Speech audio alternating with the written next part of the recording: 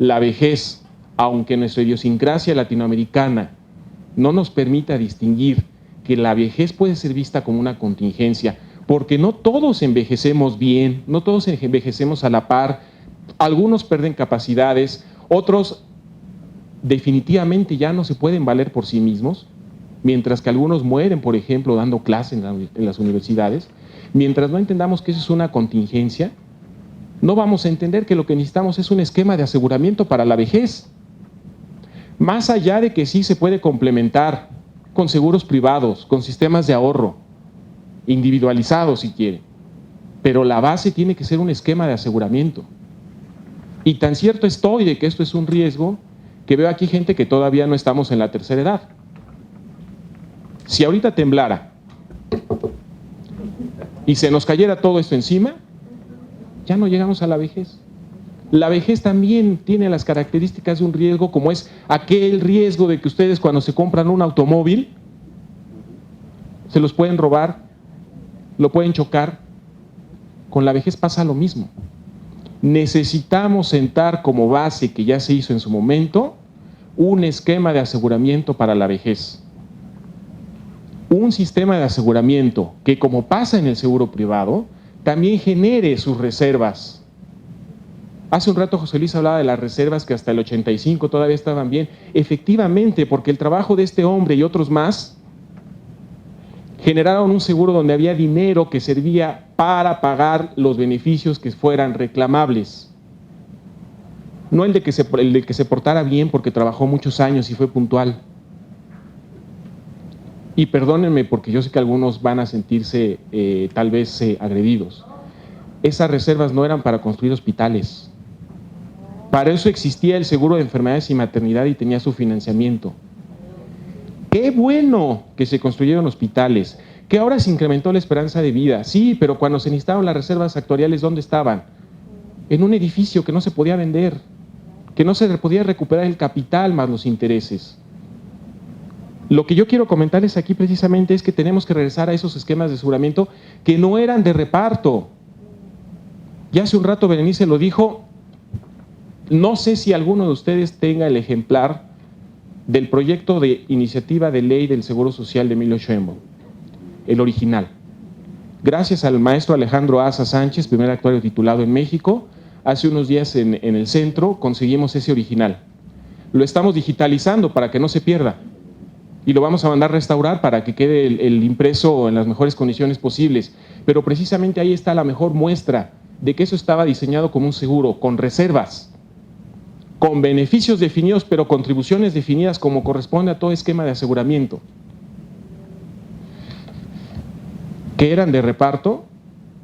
Pues utilizando un término que los especialistas en leyes utilizan, a lo mejor cuando se hizo la reforma eran de reparto, pero de facto, porque se utilizaban las reservas en otras cosas, no quiero especular en qué. Pero cuando se necesitó pagar, ¿en dónde estaba ese dinero? ¿Sí? Uno de las personas que me antecedió hablaba de, tratemos este tema, pero razonando y hablando con la verdad. Yo también digo que tendríamos que hablar con la verdad, por eso es que estoy mencionando esto. Y tengo también que decir, por ejemplo, que conforme hemos ido avanzando en esta discusión y olvidándonos de los antecedentes y creyendo que ahora nuevamente estamos llegando a un punto de consenso para encontrar algo que ya existía, hemos cometido severos errores. Hemos cometido errores como, por ejemplo, presentar el déficit actuarial en términos del PIB. El PIB es un número grandote, gigantesco. Y si a mí me dicen que la deuda de los sistemas de pensiones es de más de 100% del PIB, inmediatamente pienso, Dios mío, estamos quebrados, ¿de dónde vamos a sacar tanto dinero? ¿Por qué no hablamos con la verdad? Y decimos que ese déficit actuarial es el valor presente de probables pérdidas futuras. Probables pérdidas futuras. Decimos también, por ejemplo, que el bono demográfico, que por cierto ya se desaprovechó, era una solución. Porque si todos los jóvenes, ese grueso de la pirámide poblacional, tenía empleo, entonces había suficientes recursos para aportar al sistema y entonces pagar las pensiones de los viejos. Caramba, lo estábamos llevando al reparto. Y quien hoy argumenta que una de las razones por las cuales hay que modificar los sistemas de pensiones es por la transición demográfica, pues lo que está pensando es en el reparto. Lo que nos dijo ayer la OCDE y que a mí me preocupó bastante, que un organismo de ese tamaño diga que recomienda sistemas de reparto. ¿Qué esquema de aseguramiento puede funcionar cobrándoles a los asegurados para en ese momento llevar las sumas aseguradas de los que ya sufrieron la contingencia? En ningún lado. Yo he tenido la oportunidad de platicar con la gente de la Dirección de Supervisión Actuarial de la Comisión Nacional de Seguros y Fianzas, y cuando les hago esta analogía de los seguros sociales, lo que se hace en los seguros sociales con los seguros privados, realmente se ríen de mí y dicen, qué bárbaros. Y los entiendo. Yo sé que cualquier compañía aseguradora que presentara una cosa como la que existe hoy en día en este país y la llevara como un producto posible para registrar y vender en la Comisión de Seguros y Fianzas, se lo rechazarían de inmediato. Sin embargo, aquí, por ley, forzamos a que las personas ahorren en algo que ya he mencionado en varios foros y que se los dejo de tarea. Vayan y revisen el contrato que tienen con su Afore, cláusula número 1, inciso B. El trabajador acepta que su dinero se puede perder. Y si yo no lo firmo, porque soy de la Facultad de Ciencias de la UNAM, que es territorio libre y rebelde, ¿verdad? Entonces la CONSAR me elige una a mí, basada en un índice de rendimiento neto que también me he cansado de decir que está mal, porque toma una tasa de rendimiento, por ejemplo, de 36 meses y le resta una tasa de comisiones bimestral. Y con mínimos conocimientos de matemáticas financieras, cualquiera sale reprobado. 2 tasas de diferente periodicidad no se pueden restar. Y sin embargo, hasta Rafa Márquez nos viene a decir que su Afore es la número 1 en rendimientos, basada en la metodología del índice de rendimiento neto. Hablemos con la verdad. Hablemos, por ejemplo, de que sí es cierto que los actuarios somos los que sabemos del tema de esquemas de aseguramiento. Y perdónenme que discrepe un poco, José Luis, contigo. Hay certificaciones, pero para esas certificaciones, por ejemplo, me piden que sepa sobre las normas de información financiera, basadas en los estándares internacionales de contabilidad. El año pasado en el centro tuvimos un curso para la gente del Caribe angloparlante que les llamaba la atención si ellos podían utilizar en sus instituciones de seguro social algo de estos estándares de contabilidad. ¿Cuál fue la conclusión? No sirven. Necesitamos, y eso nos lo dijeron también los expertos que invitamos, hablar, por ejemplo, del estándar actuarial número 2, el ISAP 2.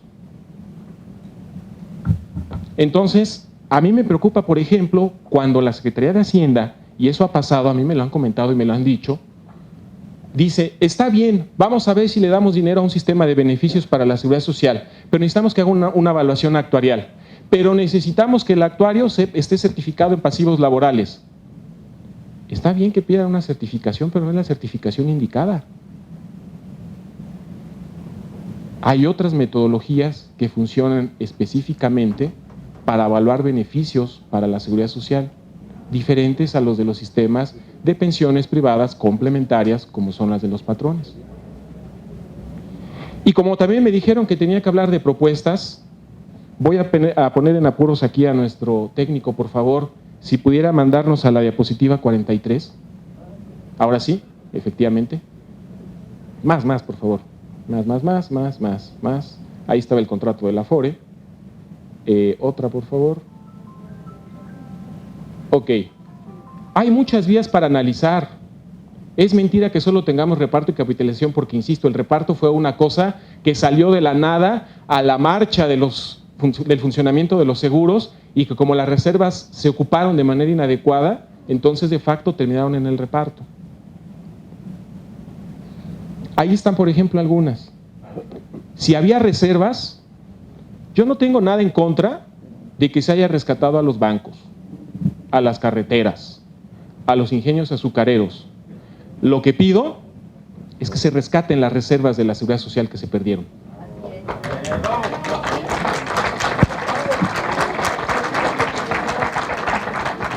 Algunos me dirán, ¿y de dónde vamos a sacar ese dinero?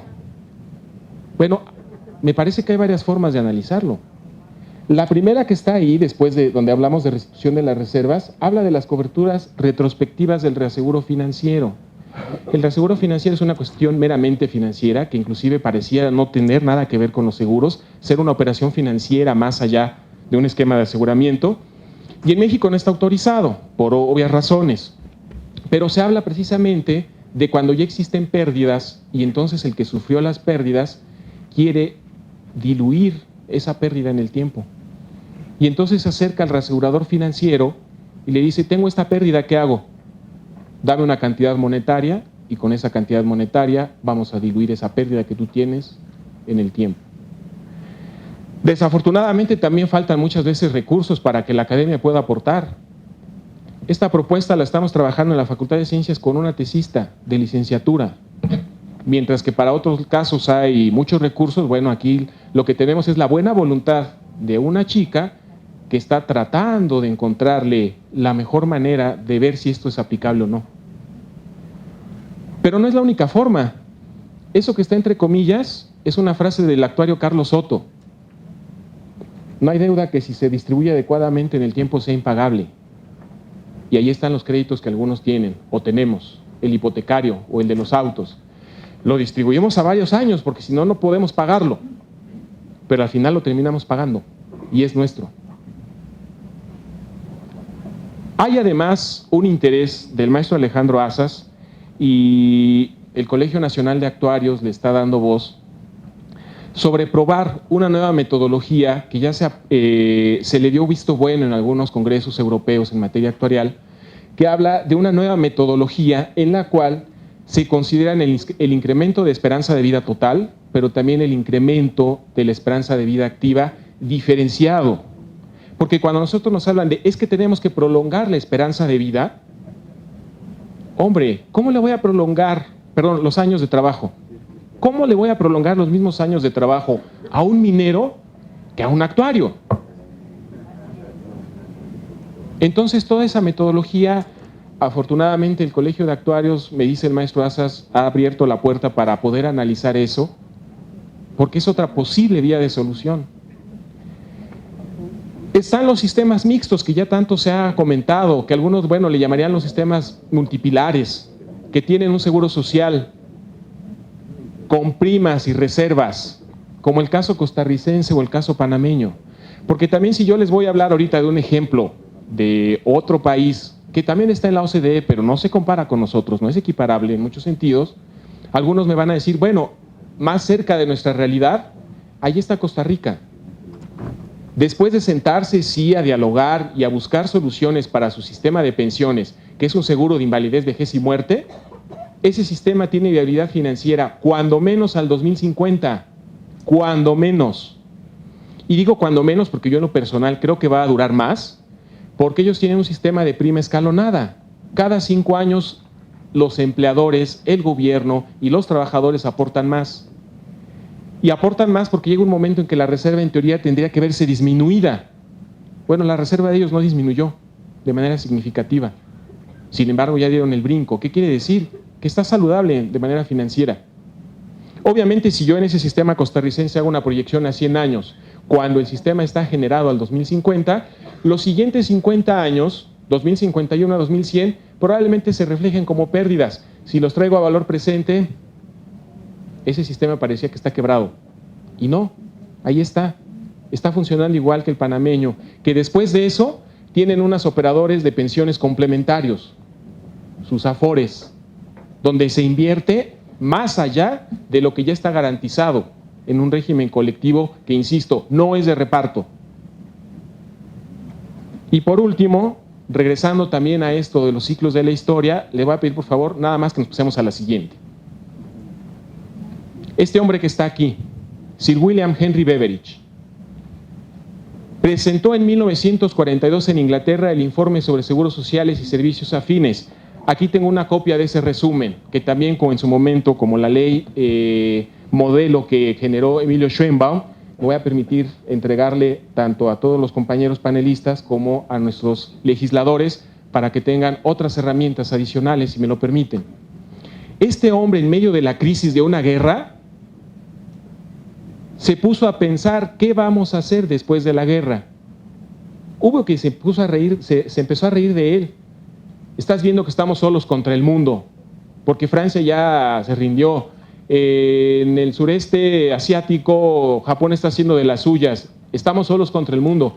Y tú nos vienes a proponer que cuando nos terminemos la guerra vamos a conseguir pensiones para las viudas, que van a ser muchas, y en los huérfanos, que van a ser muchos. Una muestra de que cuando hay crisis, y puede ser una crisis severa porque era una guerra mundial, se pueden hacer en una comisión los estudios necesarios para poder generar un plan de beneficios que hasta la fecha, con adecuaciones sí, pero sigue funcionando en Inglaterra. Nada más como meros ejemplos ya para concluir. Por favor, la siguiente diapositiva. Perdón, una más. Beveridge reconoce eso. Eso que tanto hemos hablado nosotros de que hay que deslaboralizar la seguridad social, él ya lo había previsto. Hay grupos de personas que aunque quisieran no pueden aportar y sin embargo reciben una pensión, además de asistencia médica y otros beneficios. No tratemos en ocasiones de hacer lo que pasa en las empresas cuando llegan nuevas administraciones y tratan de reinventarlo todo, olvidándose de los antecedentes que ya hay. Pensamos que vamos a innovar. Bueno, realmente fijémonos si no eso ya se hizo antes. ¿Y cuál fue el resultado? ¿Funcionó o no? ¿Por qué? ¿Es adaptable o no a nosotros? ¿Sí? No quiero extenderme más porque si no me van a decir que ya me tardé mucho en el tiempo. Les agradezco mucho su atención y estoy a sus órdenes para cualquier pregunta o comentario que tengan al respecto.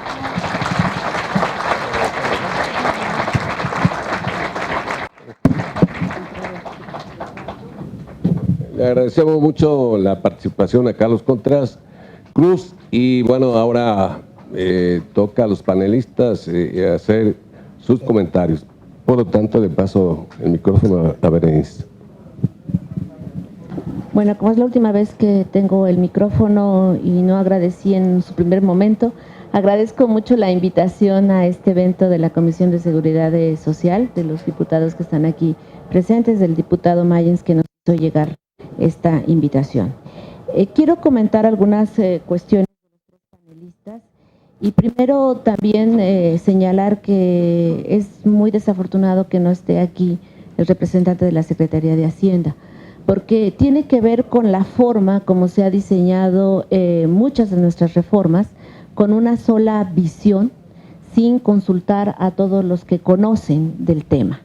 Si tuviéramos una consulta más general del conocimiento acumulado de la historia de nuestro país, si tuviéramos un diagnóstico adecuado de nuestra realidad, creo que nuestro país sería totalmente diferente. En esa dirección, aquí llama la atención la participación de los actuarios y también señalar que esta ley fue hecha por los economistas. Yo trabajo en el Instituto de Investigaciones Económicas, pero hay distintas visiones de la economía y la economía que nos ha estado dirigiendo en los últimos 4 lustros es esta visión neoclásica del libre mercado, que no toma en cuenta muchas de las consideraciones que se hacen desde otras visiones de la misma economía y que tiene que ver con una visión también filosófica y también política de qué país queremos. En esa dirección creo que toca también a los senadores señalar por qué, si en la legislatura pasada de la Cámara de Diputados ya se aprobó una serie de reformas y la conformación de un grupo de expertos aprobado por la Cámara de Diputados y que algunos nos llamaron hace 2 años, se quedó esta discusión en el cajón de los senadores. Entonces es una más de las leyes que avanza en una dirección y se queda en el cajón de la siguiente legislatura. Yo creo que hay que hacer una serie de discusiones de esta naturaleza. Todos tenemos que aprender, los trabajadores tienen que conocer la historia de la seguridad social de este país, tienen que conocer cuánto cuesta la seguridad social y debemos en esa perspectiva reconocer lo que señalaba sobre la participación de todos, pero no solamente de los trabajadores, sino de la sociedad en general. Creo que si queremos que el país cambie, la sociedad civil tenemos que movernos. Tenemos que dejar de pensar que la solución viene de parte del gobierno o que viene de parte de algún partido. Viene de parte de la participación de todos y todos debemos de aportar en esa misma dirección. Carlos señalaba algunas cuestiones de la historia, pero ahí habría que meter también los efectos que ha tenido en nuestra sociedad. Sí fue un plan bien fondeado y es muy interesante que nos recuerde cómo se construyen los seguros sociales y los riesgos que tiene el haber pasado la responsabilidad exclusivamente al trabajador.